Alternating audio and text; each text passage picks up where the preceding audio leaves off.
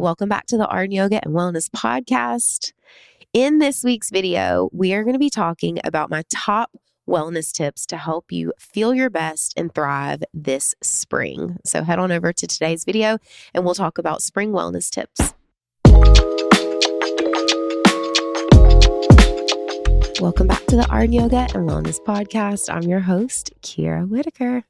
All right, guys. So today I'm going to be talking to you about some spring wellness tips that you can add into your everyday life.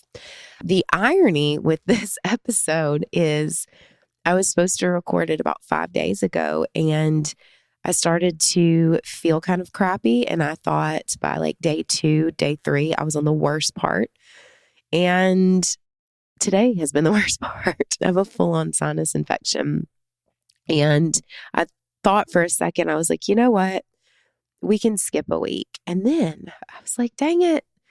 I, for almost a year, have had this podcast out every week, and we're doing this.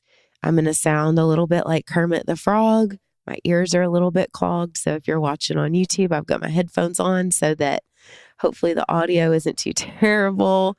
We might have to pause a few times and edit out some coughs, but we're going to get through it. All right. So I live in Middle Tennessee, so we'll just start there.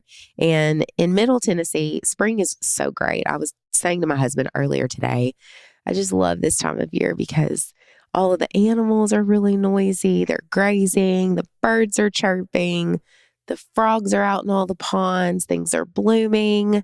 There are some wellness challenges, especially where we live because of the environment and all of the things blooming. It tends to really flare up people's allergies, mine included. But we're going to talk about that today, but that's not going to be the totality of our episode today. Today's episode is not going to be health and wellness tips to manage my allergies. I'm going to throw in some things that have nothing to do with allergies. I want to hit this from a couple angles today. I want to throw in some things that are just very mainstream wellness, very well known. There's data behind it. It just is it just works. And then I also want to add in a few things that come from the lens of a bit more traditional medicine, Ayurvedic medicine, which is the sister science to yoga. I am not an expert in Ayurvedic medicine by any means, but it is the sister science to yoga. And so I have a general knowledge of it. And I personally try to add in some of these traditional modalities to complement my yoga practice. And also I feel like it really, really works and it helps in my overall wellness routine. So I'm going to hit it from both angles today. So if we're looking at spring and spring wellness through that more traditional yogic Ayurvedic lens, it's sunny outside. Things start to feel a little bit more energetic. Energy tends to move because we feel more energetic because the days are a bit longer. The sun is out. The rest of nature is starting to come alive, come out of hibernation. But with that, there's a couple of things that we often will notice. So one of the qualities in Ayurvedic medicine of spring is it's warmer, it's gentle, and it also has a really high quality of moisture. The reason for that is things are colder, icier in the winter, and they start to melt. So you have this influx of moisture throughout the body, throughout the system. And because of this influx of moisture in the body, because we're coming out of that winter season, which is very, very different than the spring season, that is one reason that a lot of people will start to feel and start to get cold per Ayurvedic medicine. Now, I understand that this is a viewpoint of traditional medicine, so I'm just kind of giving you the rundown so that you can see where some of these ideas might come from. There's also things blooming. There's pollen everywhere. That's also going to be an irritant for our nasal passages, basically all of our face and ears. That's the way I am today. So knowing what we know about the traditional kind of aspect of the season, and then also what we just know because we've all, at this point lived through a spring season, we know that it's exciting, it's great, but we also have to switch up our wellness a little bit. My wellness routine looks completely different in spring than it does winter for obvious reasons. So that being said, I gave you a little rundown. Let's go ahead and dive into the tips, the things that you can add in to help you thrive a little bit more in the spring season. So the first thing, and I will never stop talking about this ever, is a nasal lavage. I talked about this and I've posted about it 100 times on social media, but I talked about this in an old episode of the podcast, and it was titled something like wellness things that I can't live without. And I mean that. So I used to use a just traditional neti pot and as a nasal irrigation tool. But a few years ago, our son was having a lot of issues with his allergies and chronic sinus infections and chronic inflammation in his sinus cavities. His adenoids were constantly irritated. And so I was like, I got to bring out the big guns. We need something a little bit more aggressive than the traditional neti pot. And one of my clients at the studio told me about this nasal lavage. It's so ridiculous. So the nasal lavage, it irrigates your nasal passages. And one side, so it's got this reservoir of water, and you pop this little lid open and you put this pot on top it's got salt. You pop it in, and then the salt disperses in the water, and it turns it into saline. It almost looks like it's kind of like a K-cup for a Keurig, only obviously not with coffee. And so you press this button, you plug two different things into your nose, and the water shoots up one nostril and then pulls everything out of your sinus cavities through the other nostril, and it goes into this reservoir. I don't just use this in the spring. We use this all throughout the year in our house. At least me and my son do. My husband and daughter are not interested, but we're a bit more allergy prone. And so for the spring, especially because there's so much pollen and hay fever and just irritants in the environment, this is something that, it really, really improves my quality of life because it makes it to where everything is clean. I can breathe well. In my yoga practice, I breathe through my nose. I will mouth breathe if I have to, like right now. But for the most part, I do 100% nasal breathing. I breathe out of my nose. I sleep with my mouth closed, breathe through my nose. So this helps me make sure that everything is open in my airway, and it flushes all of the junk that I breathe in throughout the day through my nose, gets it all out. So nasal lavage is number one. The next thing that you can do to help you in your health and wellness this spring is to get outside, guys. Get outside. Now, I understand that the weather is not always great in the spring. It can be kind of up and down. In Tennessee, where I live, Middle Tennessee specifically, we can get all 4 seasons in a week. No joke. However, the days are longer. For the most part, it's a lot warmer than it was a few months ago.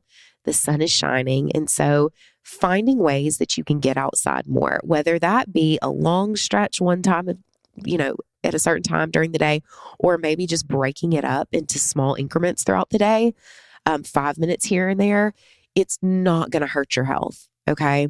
The data is clear. Being outside improves so many things. So some of the benefits of getting outside is improved mood. Okay. Who doesn't want that? It's going to help increase your activity levels because you can sit outside. There's benefits to that. So if your only option is to sit outside versus not going outside at all, by all means do that. But I tend to move more when I'm outside. It increases my energy. I love to meet friends for walks instead of, going and sitting somewhere. Go grab a coffee, go for a walk somewhere. And so increasing your activity levels is a lot of times a direct result from just getting outside more.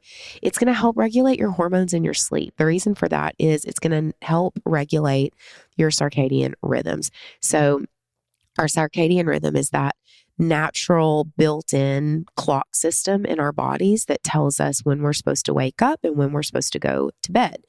Now, when we're inside all the time and we're only exposed to fluorescent lights and blue lights, it can really wreak havoc on our hormones and also our circadian rhythms, because that natural clock doesn't know what's going on, because we're not seeing the sunrise and we're not seeing it go down.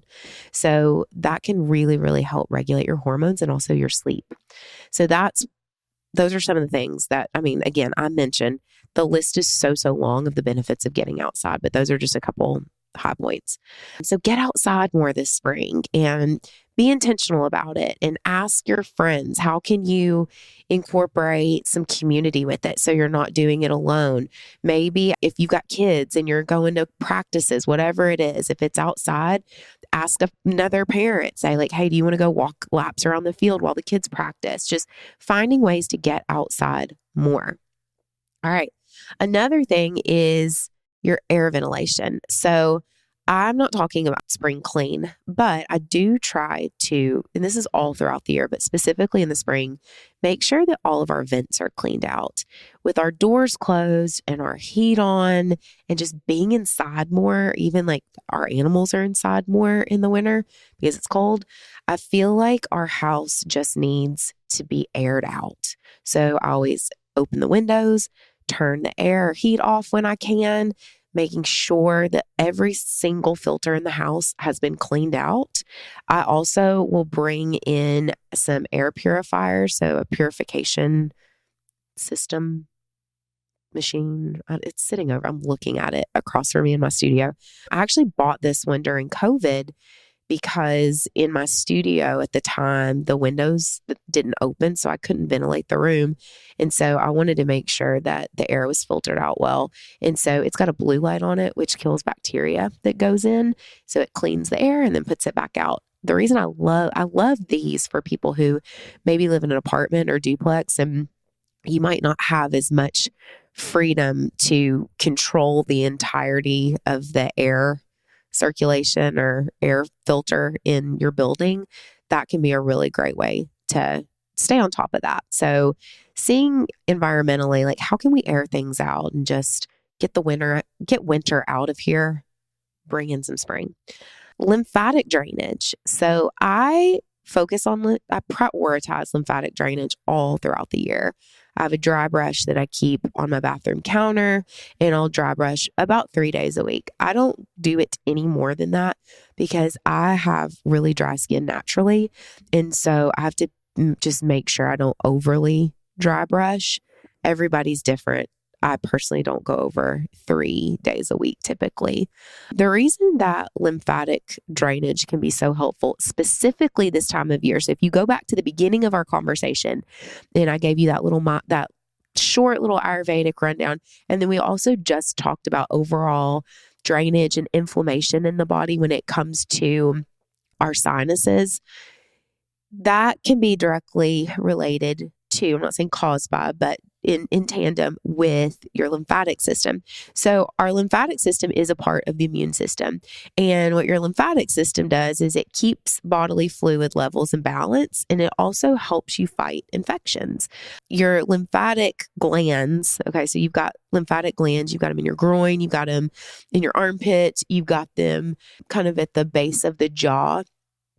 Those are where all of the lymphatic fluid will settle. And then you've got different lymphatic drains all throughout the body. And so we want that to move because we want anything that has the potential to be harmful to the body, or maybe anything that could be a potential, I don't want to say just like infection. I don't want to like fearmonger and be like, it's just like harboring infection in your body. But your lymphatic system is one of the main ways that the body fights infection. So definitely making sure that those passageways are nice and fluid and moving. And movement is one way that you can do that. Also, dry brushing is really, really great. I know that some people will do the gua sha tools and do their neck, the lymphatic or the lymph nodes at the base of the jaw. That's not really my jam.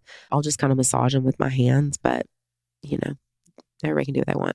But definitely paying attention to your lymphatic system in the spring, because a lot of times it gets ramped up, especially with these allergies and head colds. So we want to make sure that it is functioning well and things are moving and there's not any stagnation in the body.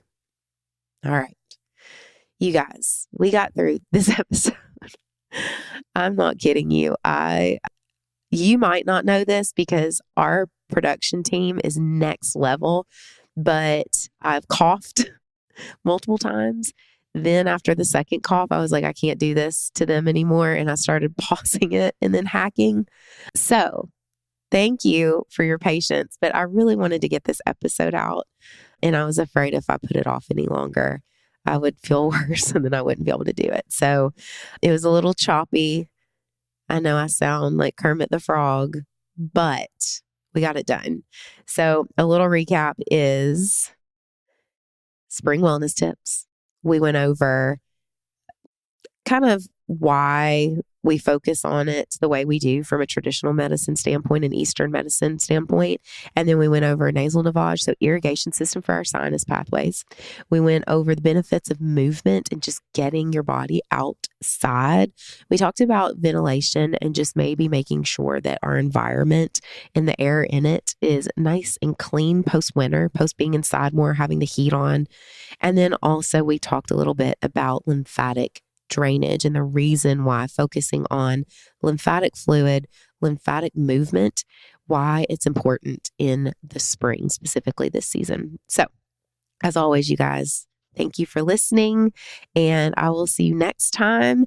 And hopefully I will be back to my normal, energetic, non-watery eyes and puffy face self.